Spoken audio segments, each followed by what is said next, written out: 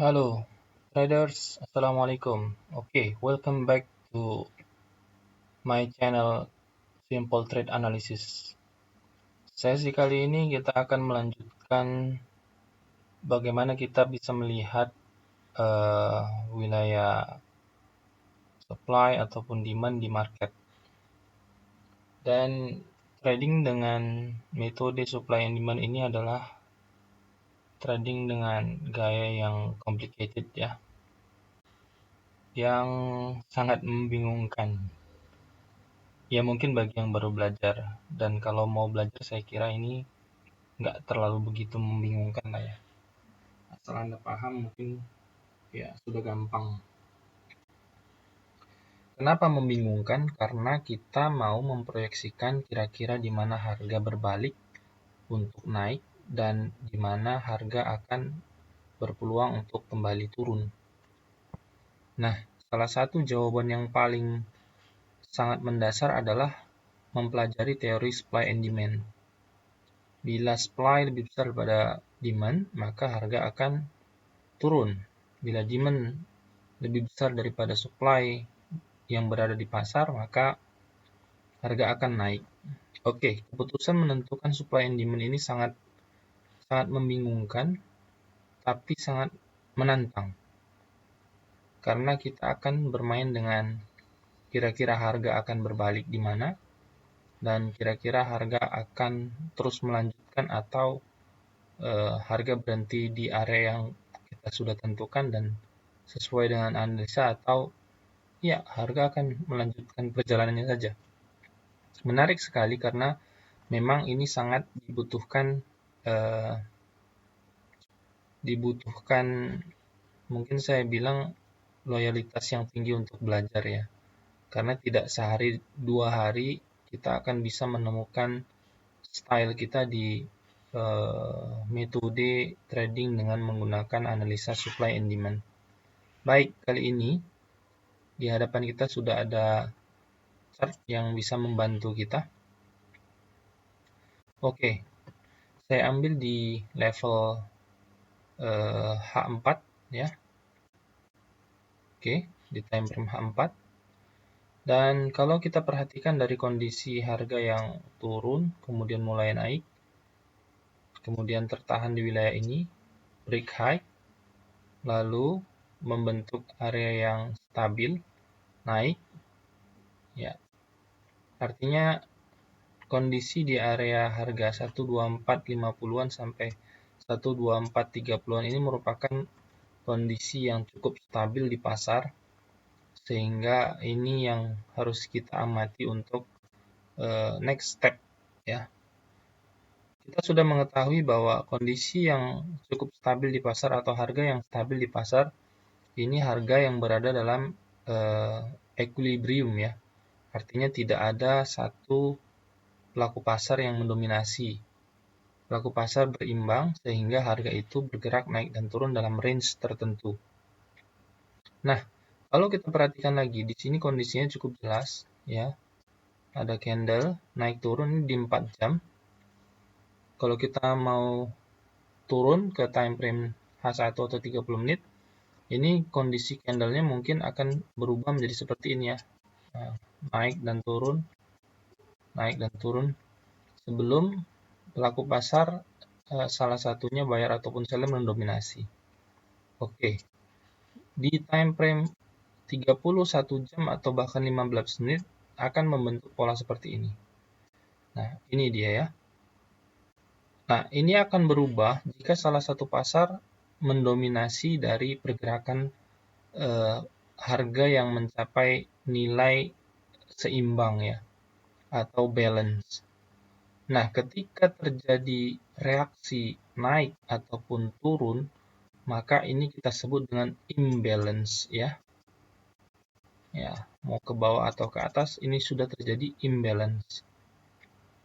Dalam kasus ini, kalau kita perhatikan, harga bergerak naik, harga bergerak naik.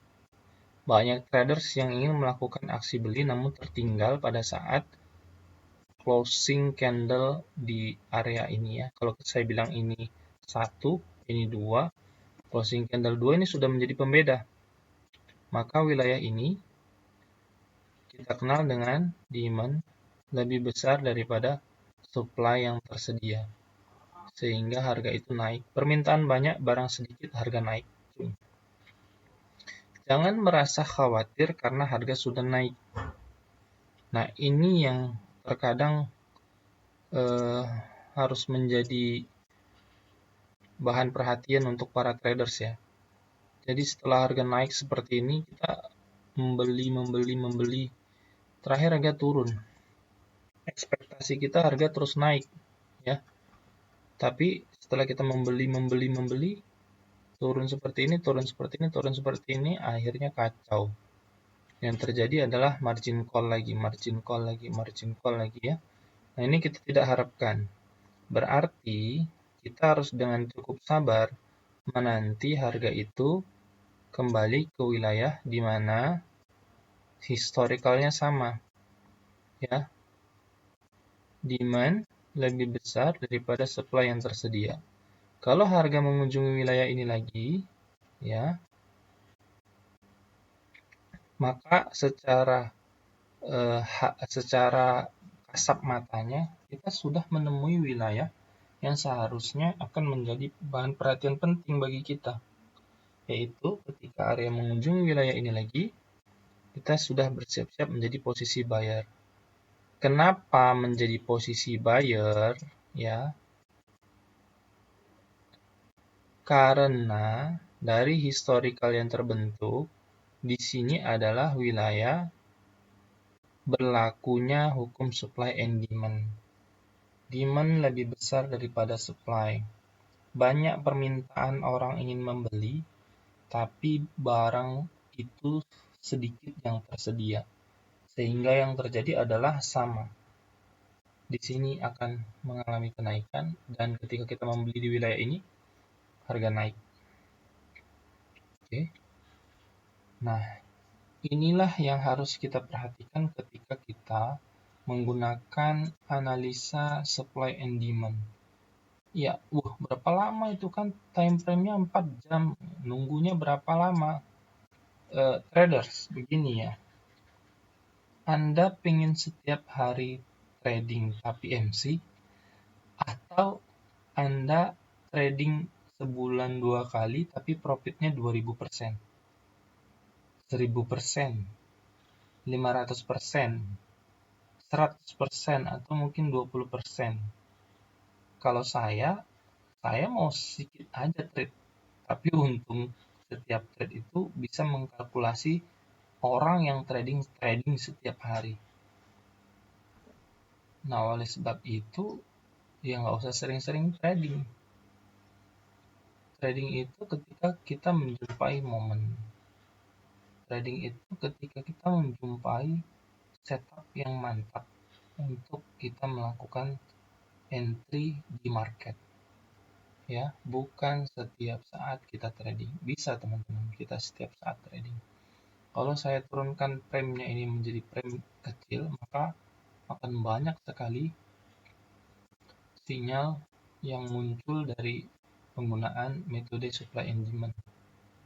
Tapi apakah ini valid? Saya nggak tahu. Ya, karena memang saya nggak membutuhkan banyak kali trading gitu ya. Saya membutuhkan sedikit aja trading. Contoh di sini ada candle berderet-deret, kemudian harga turun, ya, kemudian harga naik lagi, sell, profit, turun. Nah, di sini ya ada candle berderet-deret, masuk lagi kemari, buy, turun lagi market, loss, ya. Nah, ini kalau kita berada di sinyal yang sangat banyak, sehingga akan membuat confuse, ya, bingung. Itu saja. Selamat trading dan selamat profit. Wassalamualaikum.